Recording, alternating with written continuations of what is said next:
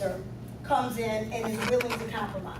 The officer generally is there, and their incentive may be less discipline or no discipline, because they're in a process of mediating the situation. Unfortunately, when citizens come in, a lot of times the only thing is termination. They don't see anything else. It's all termination. And now understanding that the majority of the complaints that are made in my office are not terminatable offenses, because a part of the disciplinary process is a penalty schedule and a civil service and a lot of other things that in my 10 or 15 minutes is hard to explain. But we have a process of discipline with officers that is my office is the beginning. Then at that point we have a board that is housed of deputy chiefs or commanders of a district that may have a hearing for that officer to determine the merits of the investigation that I've conducted. And at that point, the hearing lends itself a recommendation in reference to discipline, whether it's 30 days, whether it's 1 day, whether it's a letter of reprimand, or it's highest termination. At that point, that board recommends to the chief of police, who is the ultimate person that has to make the decision on discipline and the final decision maker, or the arbitrator of discipline. He has to either concur or reject that recommendation. And that is, in a nutshell, the majority of our disciplinary process. Is a lot more complicated than that, a lot more involved. I want to make sure that I give you time to ask questions, because if I maybe give you that opportunity, then we can specifically deal with some of the things that citizens have in general as a thought process, or how you look at discipline, or how you look at the Public Integrity Bureau. Most people I find don't know what a Public Integrity Bureau is. Most people don't know how to make a complaint. So that's a part of what our process is just to educate the public on where you make complaints, how to make complaints, and what things are truly complaints. And part of that would be having a better understanding of policing in general. Any questions so far? Go ahead. So I have a couple of questions, but one, I was wondering if you had the number of complaints, or just a ballpark, that Okay. were sustained, and then the number that were, you said NVO? Yeah. No violation observed? No, I wouldn't have that off the top of my head, because it changes for different years in terms of sustained. But I can tell you that if you were going with a percentage, the majority of complaints fall in the category of either not sustained, info, NVO. Smaller percentage are actually sustained, but we do have a nice percentage of sustained complaints.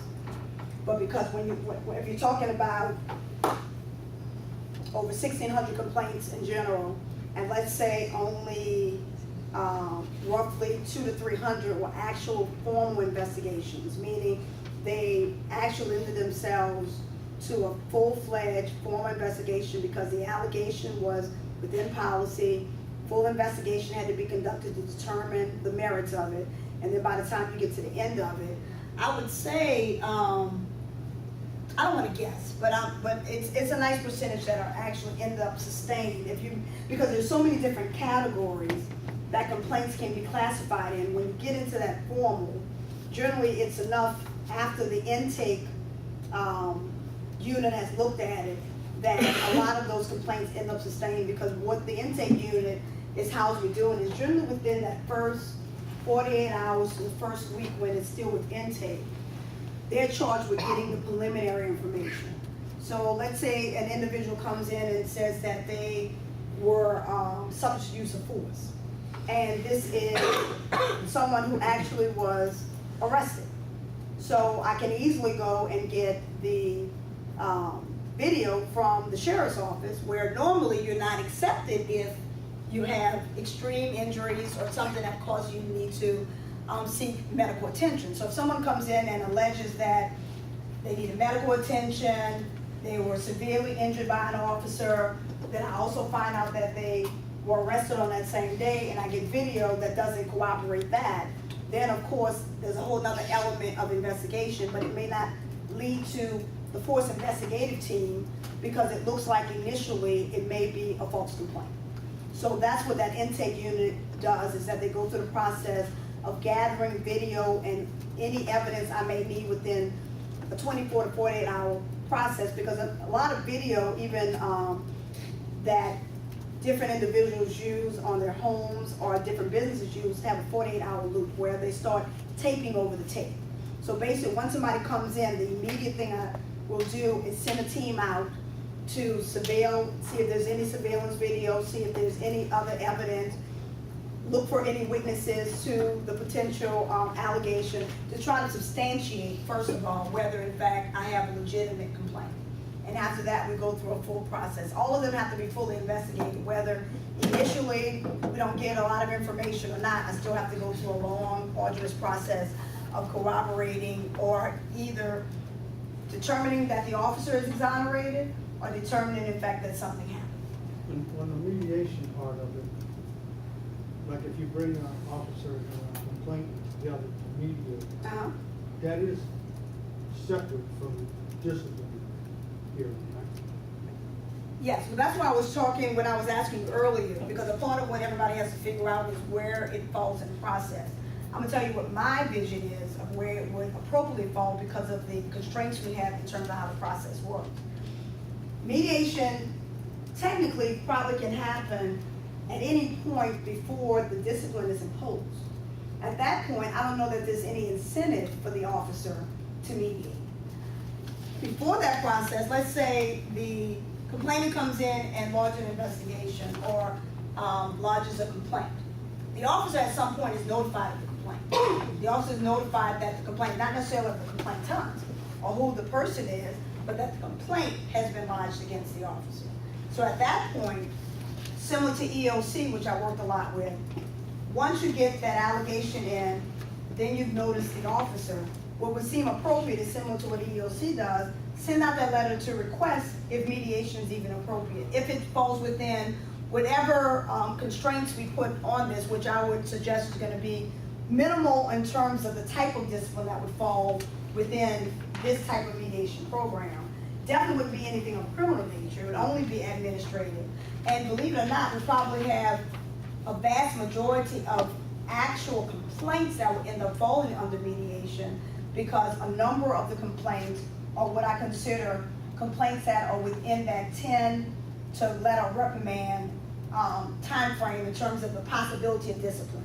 That an officer can only be disciplined up to so many days because of the type of complaint. The majority of them are professional courtesy. And that's why this community policing is so imperative, is that if some of the stop, community policing, and all the things we've been talking about, we start doing more and more on the front end, then it will eliminate, for me and for the department, a lot of work on what I consider minor complaints. No complaint is minor to the complainant.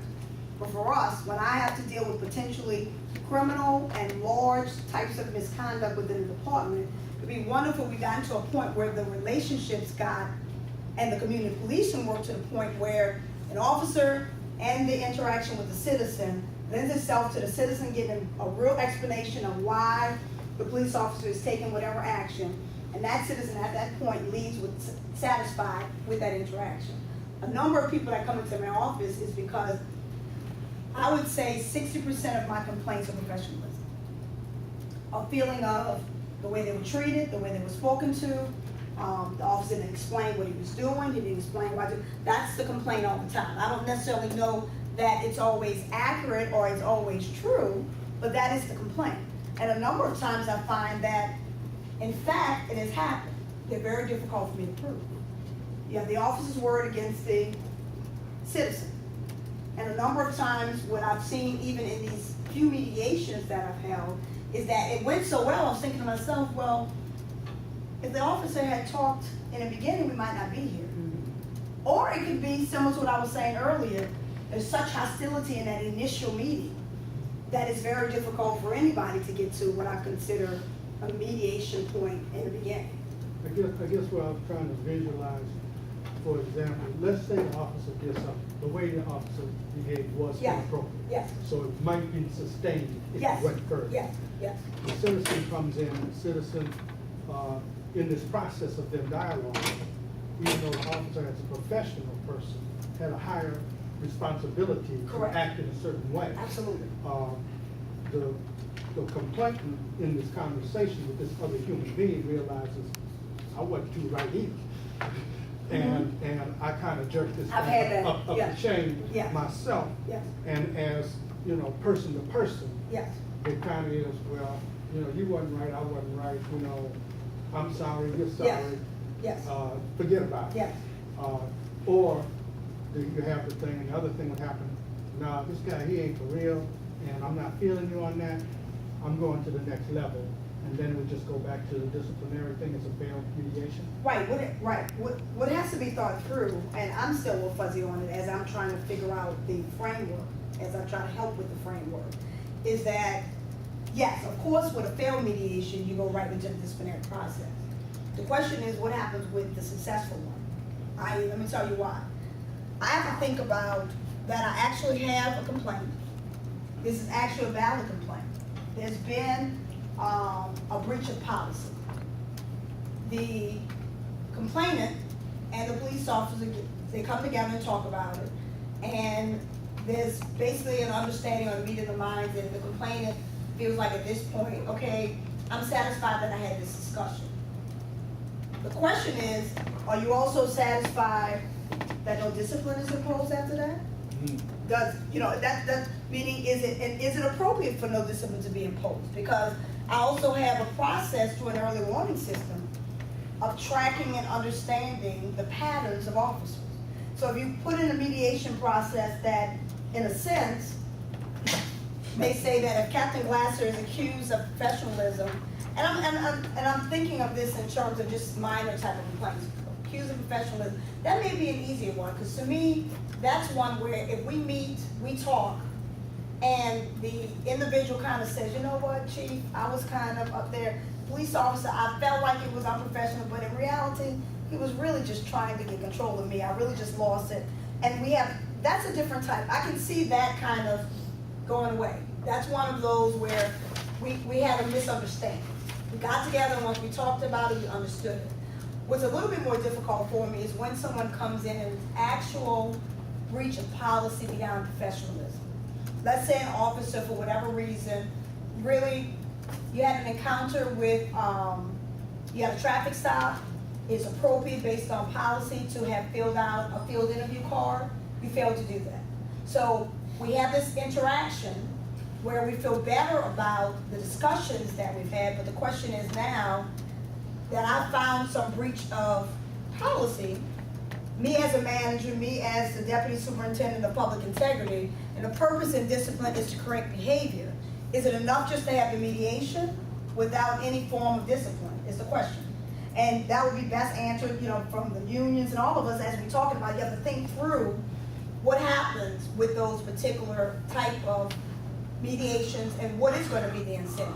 The incentive for me when we talk about settlement processes is what we are talking about with the unions now, where I'm talking to the Fraternal Order of Police about how to put a settlement package together, which may mean that if I go through a process of a complaint coming in and an officer is willing to just admit to what happened.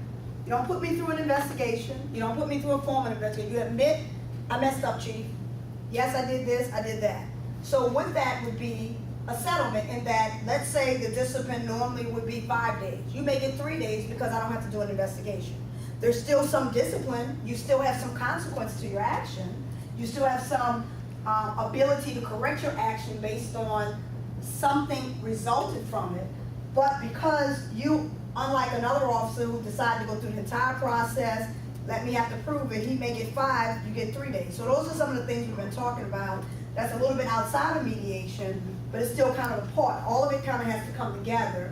And the one theme is that an officer has to have an incentive to sit down and do it. Actually, Good. Kevin?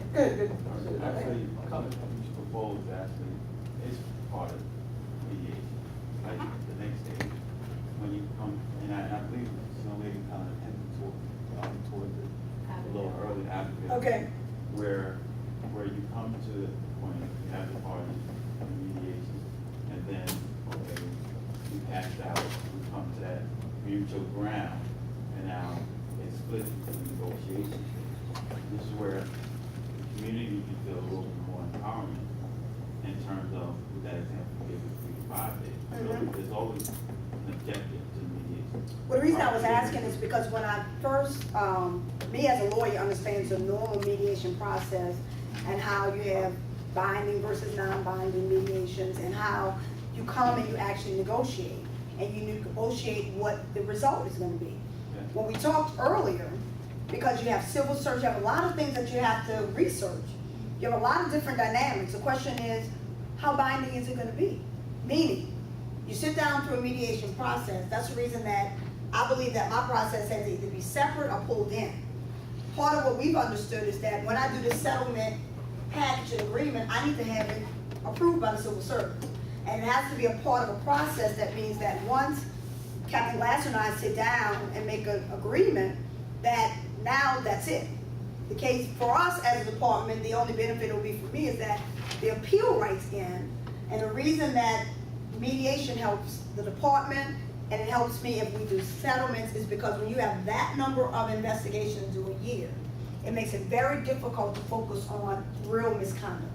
There's real misconduct that I like the department to focus on, and what I mean by focus on is my resources are charged with those full investigations and a number of these minor instances where officers need to be retrained, officers need to learn from their behavior and learn from the experience how to correct their behavior, that process is separate and apart, and it takes some of the burden off of this larger process, which is when I'm driven by a consent decree, I'm driven by a lot of things that we're trying to do in terms of reforming the department, there's going to be a lot that we have to focus on as a unit for the first time. And I'd like to be able to drive many of those larger investigations and a lot of my resources into that, similar to other internal affairs offices all across the country. They're able, from an intake perspective, to send some people away. In New Orleans, as a part of the earlier years of our reform and transparency, we made a policy decision that every citizen that comes in, we're taking all those complaints. With that, though, is a huge burden in terms of resources, a huge burden in terms of every single investigation still has to be adjudicated, unlike other places where if you walk in the door and you don't allege some form of misconduct, then they send you away. But with me, I have to investigate everything that comes through the door. So Right it's also like shooting forward, fast forward into my mind. Okay. To the end stage of mediation and taking into consideration of the settlement Yes, process yes, you outlined. yes, yes. And which, Because, no, we're running out of time. That's the only reason I was but I think that's an interesting point. And one of our models, I believe it was Pittsburgh, did include a mediation Yes. agreement. Yes. And Yes. mediation. Yes. And the discipline depended on whether or not that agreement was fulfilled. Correct. So that's definitely something we should consider. But now, though, I want to hear from Captain Glasser before we close this section. And I'm going to offer that we give everyone 2 weeks. If there's any additional questions for Chief Westbrook, you can submit those to me in the next 2 weeks. I will get them to Chief Westbrook and I will post her answers in our discussion group so that we can move forward. One more thing I wanted to share. A part of this task, as you know, is going to be setting up our requirements for the mediation, what can go in front of mediation. I'm in the process of reaching out to civil service to see if we can get maybe some type of documentation showing their processes, what can be even used for mediation, or see if they can come out and do a presentation, something like Chief Westbrook. So then we'll have that information also. So I know a lot of people are asking questions about that. I'm just waiting to get approval of who to send it to, and then we'll see what they say. So Just to gauge a little bit, I don't know if civil service would be the appropriate body for that. It would have to be internal to the department as to what is appropriate for mediation or not. All civil service, the only. But I just want to get like the process of civil service. A lot of I got citizens, you. I know a lot of people here don't understand The that civil appeal service process, has yeah. a large part of what goes Correct, on correct. with the with discipline. So Okay. I was just trying to get that information to people that can also help with our decision making and things like that. Without drilling down too hard on technical details, because obviously I haven't worked further down the road here. And without trying to undermine Webster on this, but I think the entire idea behind mediation is that nobody really walks away with everything they want. Correct. And nobody walks away with nothing. Correct. And that's the whole point of mediation. So going into the process, the realistic approach and the realistic perspective is important. I think for the citizen in many cases, and I think Jim pointed out, that a lot of times a lot of our complaints are, I just don't like the way the officer handled it. Yeah. I didn't like his tone, I didn't like his attitude, he didn't say anything wrong, he didn't say anything vulgar, he didn't say anything really bad, I just don't like the way he handled it. And what they get out of mediation is the ability to tell the officer that to his face. Right. And have that officer explain to him why he said, or at least hear it, maybe even apologize if in fact it came across that way. And sometimes it may not even be meant. The benefit to the officer is exactly that. There may be a penalty that is mitigated in some form or fashion that is his incentive to do the same thing. So everybody walks away with something. And very often, if it's a complaint where you just don't like the way you handle it, the officer says, well, I didn't say anything bad. We've had complaints where officers are accused of, I didn't like his facial expression. He gave me a scowl. He didn't look at me. There's nothing that PIB is going to be able to do with that, quite honestly. And he may very well have done that, okay? You know, there's a right way of saying it and a wrong way. You can say yes, sir. You can say yes, sir, okay? And it come out entirely